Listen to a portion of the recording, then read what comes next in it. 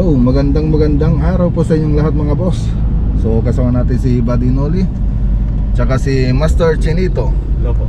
Okay, tingnan, ganda ng mga forme So ayan, subscribe na kayo mga boss. So ngayon pupunta tayo sa bilihan ng spandrel sa DN Steel.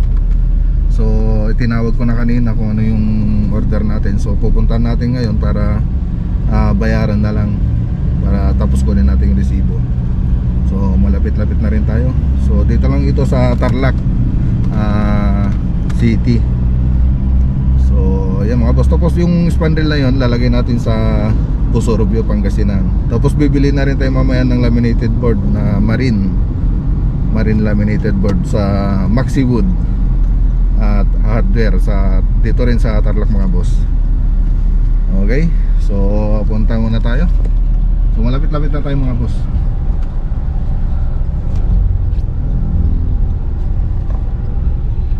So ito yung DN Steel mga boss.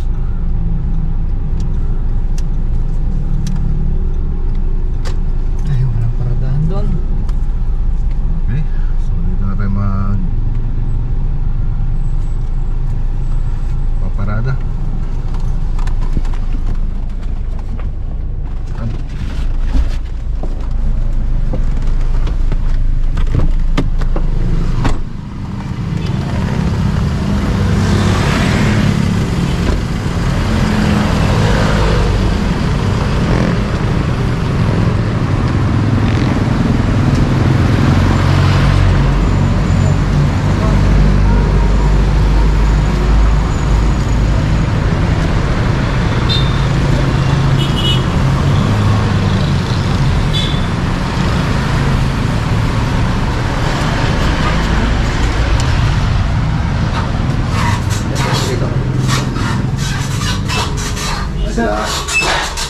Ayan si Sir Erwin sa DN Steel. Sir. Okay. Sir. So dito tayo kumukuha ng spandrel. Andres, sir. Okay. So babayaran na natin kasi tinawag ko na kanina. Yes, sir. May prepare ko na rin po, sir. Ayan. Okay. Sir, bali, confirm ko lang, sir. Right? Saka kung rate ko.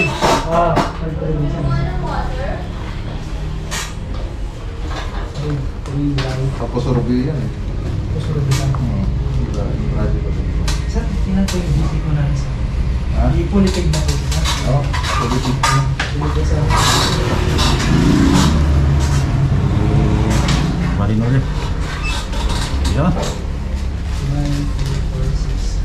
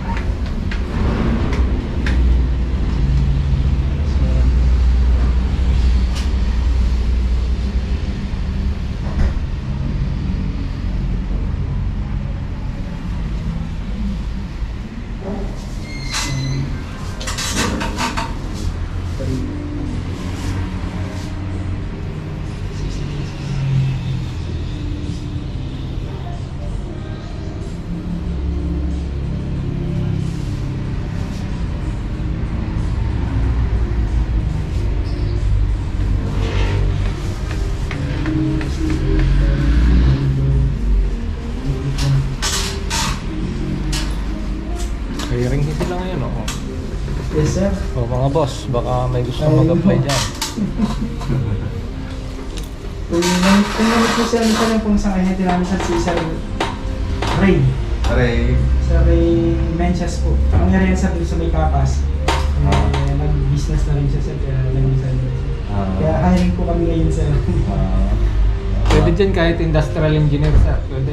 Yes, sir, Basta lahat ng klase ng engineering. Yes, sir. Sabihin ko nga dun sa pinsan ko. Opo. Chemical engineer na eh. Pwede. Kahit anong klase daw eh. Bali naman.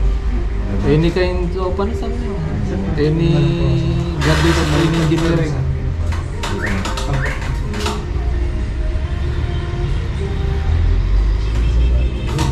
Sir, Ikaw pwede bali na. 375 pieces na po siya nung kasama yung 80 pieces. Oo. Tapos 80 pieces po yung mais lang. Ito lang. Nakapokus ako eh. So kung gusto nyo mag-order ng roofing, spandrel, so dito lang sa Din Steel. So makikita nyo rin dyan sa screen yung number ni Sir Erwin. Yes, So okay lang, pwede lang pakita yung number mo lang. Opo, sir. Okay, so nasa screen yung number ni Yes, Sir sir. Erwin. Check na lang po. Thank you, sir. Si Sir Erwin, siya po. Hello po. Tawagin niya lang po ako, sir. Okay po. Ayan po. Iyan ako, sir. Yung cellphone number, sir. Ay, yun. Yung gamit mo kanina, Eh, sir. yun na lang yung ilalagay ko Eh, dito. sir. Yun lang po, sir. Oo.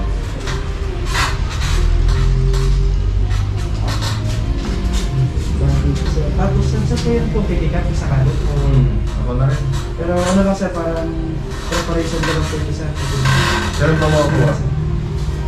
Wednesday ngayon, sir. Kaya try ko na yung Friday, sir. Pwede. Kasi yung papel, yan ako po. Ano.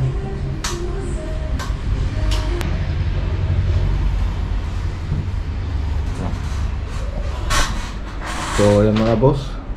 So, 300 lineal meter yung kinuha natin dito. Tapos 6 pieces na plain sheet. Tapos 80 pieces na pang ventilation na spandrel. So, grade 3 yung kinuha nating model ng spandrel. Tapos kulay white. So, ang binayaran natin 24,360. So, ang kulang na lang dito, ipapabend pa natin yung plain sheet na nila para sa wall angle, tapos dun sa fascia cover. So yun na lang ang hindi pa na rito natapos sa spandrel. Siyempre yung mga blind draping, mga pato, sa hardware na lang natin coverin yan. So yan mga boss. Okay. So andun yung truss na yung chinito sa loob.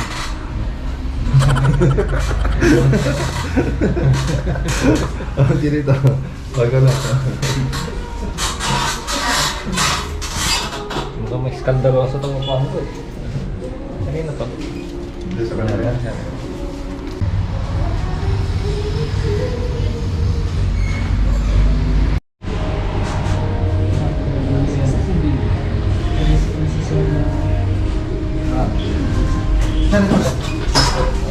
Sir, update ko po kayo yung pick-up date, sir, para kung mas maaga, sir. Oo. Sige, sir. Okay, salamat sir. Sige, sir. Sir, thank you po. Okay. Sige, sir. Subscribe dyan lang po. Subscribe na lang nyo. Yes, sir. Sir, thank you, sir. Yes, sir. Thank you, sir. Okay po.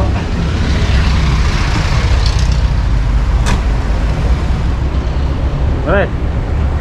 Picture ba na ng Burinjay? Picture kayo ng So, punta tayo ngayon sa Maxi Wood. Bili tayo ng marine laminated board.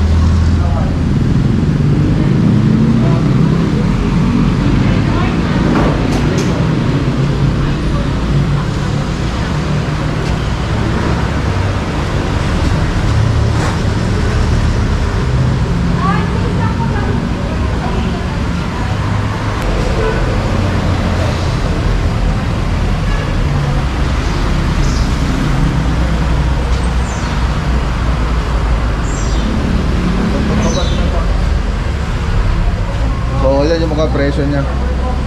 So may plain laminated. So marine laminated board siya. Sige tayo yan. So marine. Okay.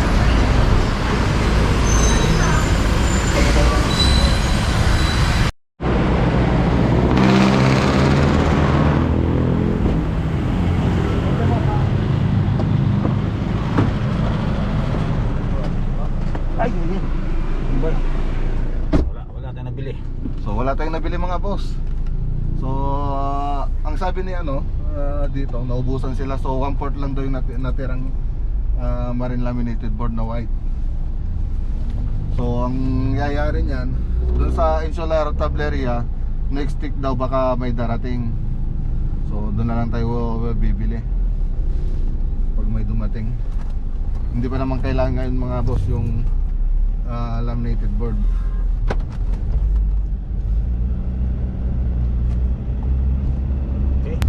Okay, so insular tableria.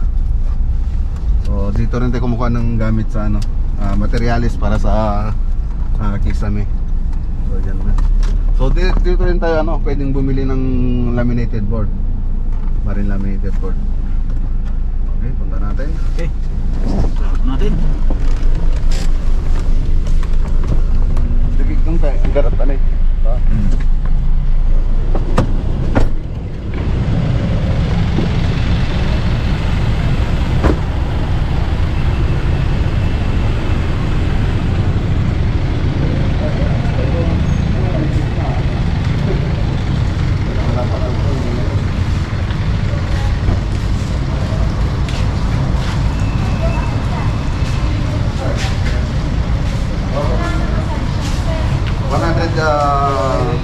Walang din.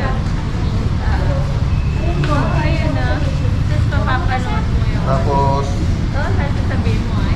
blend review. Akala ko 3 bucks. kung anong nakatingin.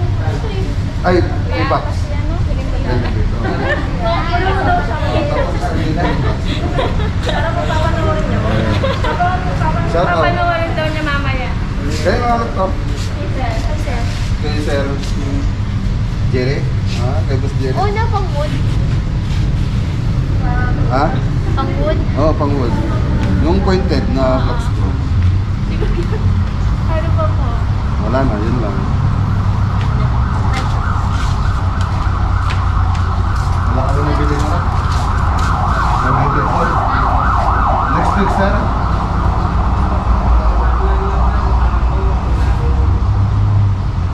Next week daw sabi ni Boss Jimmy kung marine laminated board.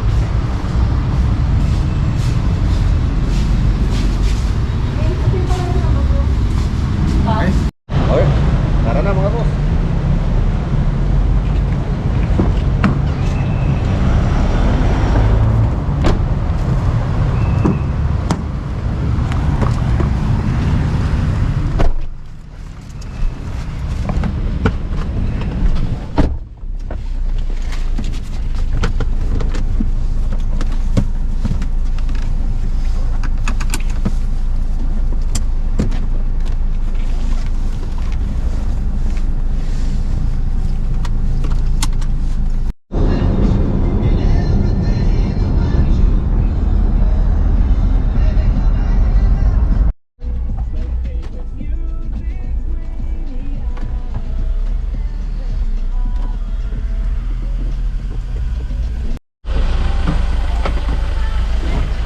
Hirap po.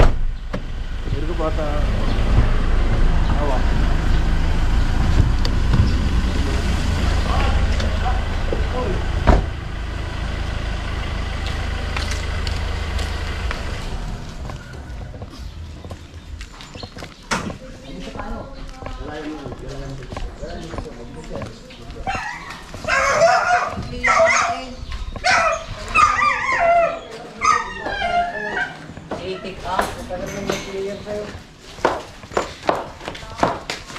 Ang pa-electrical.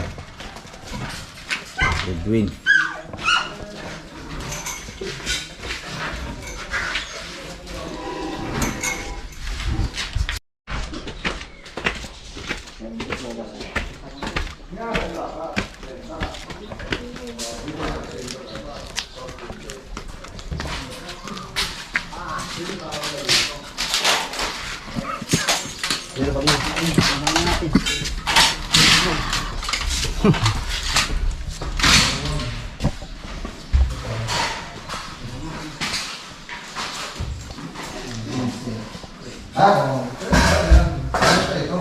Lahat na plus 15.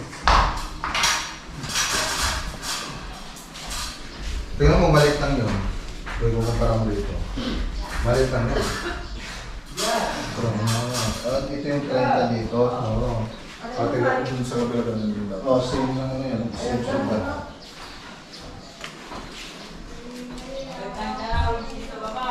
Sige, adjust na lang ako dito. Yan lang, itong 30 mo. Magkailangan ko naman itong board eh. Magkailangan ko naman itong board. Itatap ko na lang ito dito. Pati doon sa kabila, ganun din eh. Oo. Kaya lumuwang. Kung titignan mo dyan, makipot lang yan. Sige, adjust na lang. Adjust na lang, adjust na.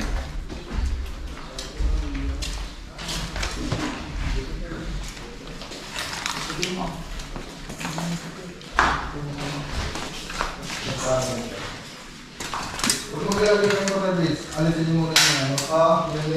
Linisan mo yan. Tapos, kulang ko ka ng corner bits doon. Tapos, punasan mo na. Kunin ano. Baka ano, corner bits.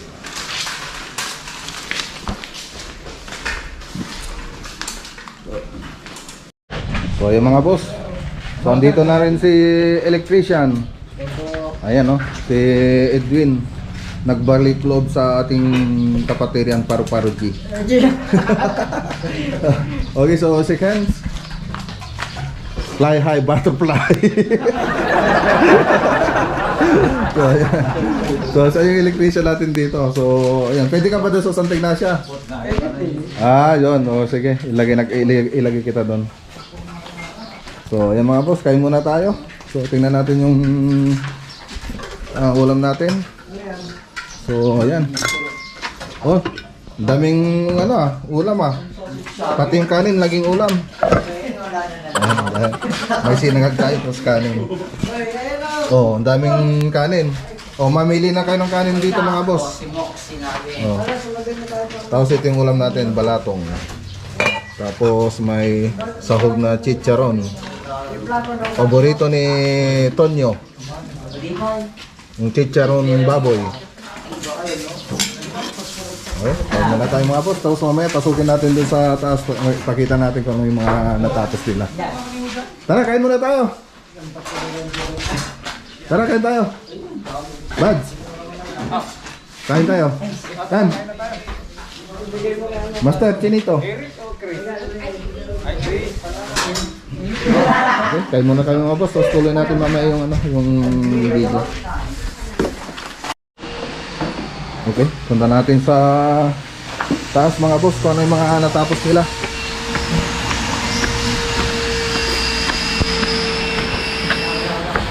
Okay. So, dito.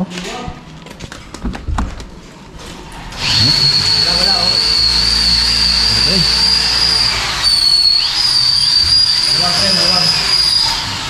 Okay, so dito mga boss, ang nilalagay natin dito, double cob light. So magkabilaan yung natin dito, cob light. Cob light dito sa loob, naka-cob din dito sa labas. So yung spacing nito mula sa gilid ng wall natin, doon sa gilid, bago tayo 30 cm. So 30 cm yan, tapos dito 40 cm. Tapos yung pinaka-paloob niya, nasa 15 cm yung loob ng cob. So yun yung ginawa nating spacing dyan. Tapos sinagad-sagad na lang namin yung kisame namin dito. So nakita nyo, matatakpan yung biga natin dito. So natakpan na, sinagad na namin para hindi makita yun pag nagkisame tayo. Tapos dito nagpababa tayo rito kasi kusina naman na to. Kaya ako nagpababa rito ng banda kasi maglalagay tayo ng bar counter. So, pangit kasing tingnan nito pag medyo mataas yung bar counter natin. So, ang ginawa ko, nagpababa ako rito para bumaga yung bar counter natin dito. So, ito yung shadow niya sa taas ng bar counter. So, maglalagay pa tayo rito ng laminated board na lamesa para sa bar counter. Siyempre, lalagyan din natin ng cabinet yan. Lalagyan natin ng takip yan mga boss. Tapos dito sa taas, lalagyan din natin. So, dito, naglagay din tayo ng partition dito. So ito yung partition niya. So yung mga boss. Okay. So punta tayo dito sa isang kwarto. Dito sa kwarto, makikita nyo doon, may gumawa ko ng partition doon. So kasi doon banda, so yun yung walk-in closet nila. So yung mga cabinet natin doon para sa mga room, magkabila niyan. So lalagyan din natin yan ng cabinet. So dito yung design dito na ginawa ko, ganun din. Double cob light. Tapos ganun din yung sukat dito sa 30 cm mula dito sa wall papunta rito. So tapos 40 cm naman ito. So magkabilaan din yung cob design niya. So ayan, so nagpalagay na rin sila ng aircon dito. So okay. So ito yung lalagyan natin ng cabinet dito. So yung kontrata kasi natin dito mga boss, yung gagawin natin dito, ceiling, tapos interior paint dito sa wall tsaka sa ceiling, lalagyan natin ng pintura yan, pipinturan natin, tapos cabinet dito. So 4 set yung cabinet na gagawin natin dito sa mga room, sa dalawang room. So tag-dalawa sila, bawat room dalawang cabinet yung lalagyan natin, lalagyan natin ng cabinet. So yan, tapos doon sa kusina, kitchen cabinet, tapos yung bar counter, kasama yan doon sa gagawin natin. Tapos gagawa pa tayo ng TV console dito. So maglalagay pa tayo ng TV console dyan mga boss. So sabay-sabay na yan pag nag-cabinet tayo. Okay, tapos isa pang gagawin natin dito is spandrel. So ilalas na lang natin yung spandrel mga boss. So, kasi wala pa naman yung natin, wala pa naman yung mga materialis natin. So habang hinihintay natin yung materialis dun sa spandrel, so dito muna tayo sa loob. So magpipintura muna tayo rito. So ayan. So ito yung second room. So makikita niyo dito, may design tayo dito sa wall. So ayan, naka-cob design din yan ito mga boss. Ito kasi yung headboard ng kama.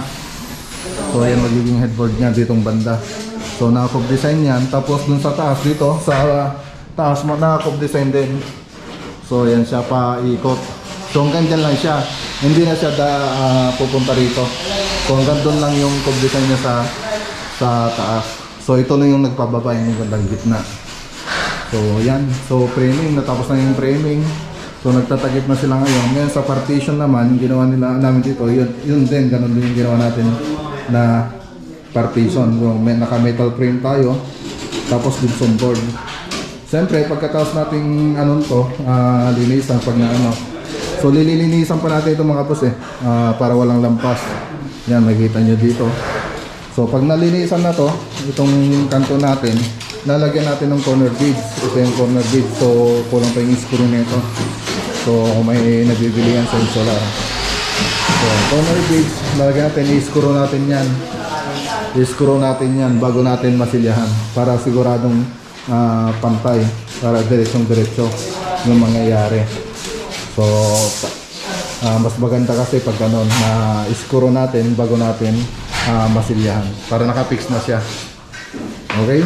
So maganda to. Ang maganda dito kasi sa corner base, kahit masagim yung mga kantuhan niya, hindi basta masisira. So yung kaganda ng corner base natin. Ginagamit natin yan sa partition. Kasi dito sa baba, lagi natin masasagi yan. Hindi natin may iwasan na masagi yung mga corner na yan. Lalo na dito sa baba. Tapos dito sa taas, dito lalagyan din natin yan. So yan, bunan. Pero dito sa ceiling, hindi na natin lalagyan yan. So ang lalagyan natin dyan, fiber tape. So meron tayong fiber tape na lalagay dyan. Yung lagi natin na ginagamit. So kasi wala naman na makakasagi dyan. So okay na kahit hindi nalagyan ng ng corner bead. Dito lang talaga yung importante malagyan. Pero kung marami naman kayong budget, kung gusto yung lagyan pati doon sa taas, pwede rin. Pero sa amin, kahit hindi ko nalagyan kasi taas naman na. So ayan mga boss. So ganito rin dito sa kabila. May cabinet roon, tapos dito. So alas na lang natin yan. So pag may latag na yan, lahat ng magtatakip na tayo ng board. Tapos pagkatapos magtakip ng board, magmamasilya tayo. Pagkatapos natin mamasilyan yung mga kisame natin, maglalagay pa tayo ng kornisa. So may kornisa tayong ilalagay dito. Siyempre, yung cornisa ni Mac Lagunilla Cornices yung ilalagay natin dyan. Okay? So, yan yung update dito sa Pusurubio, Pangasinan. So, may CR din sila dito mga boss. So, walk-in closet. CR pala. CR. Okay? So, yan mga boss. Siyempre, babalikan ulit natin ito sa sunod na punta natin. So, hanggang dito muna yung video natin mga boss. So, ingat tayo. At ano nga pala mga boss, may sasabihin pala ako dito. Dito pala, may gagawin pa tayo rito. So, kulang yung kimbot na ito, yung group niya. So, ipapagano ko pa ito. So, ipaparepair ko to.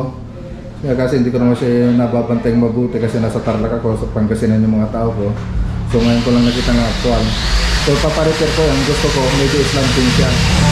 Tapos, lilit itong ano yun. Medyo lilit itong butas nito. Ganun din sa kabila. Yun ang gagawin natin dyan. So, okay na yan kung sa okay. Pero mas okay pa sana kung medyo may kimbot yung partition natin para sa akin. Okay? So, yan mga boss. Siyempre,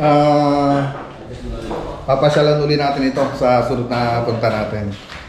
Ipapakita natin kung ano yung mga matatapos nila. Tapos, ituturo natin kung ano yung mga dapat yung makita dito sa project natin.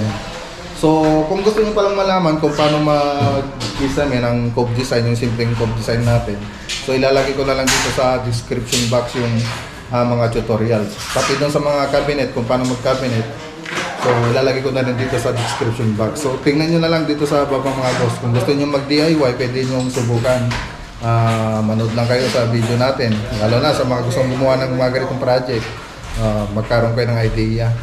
So, siyempre, ang ano natin dito para makatulong sa mga nagpapabahay, lalo na yung mga nasa abroad.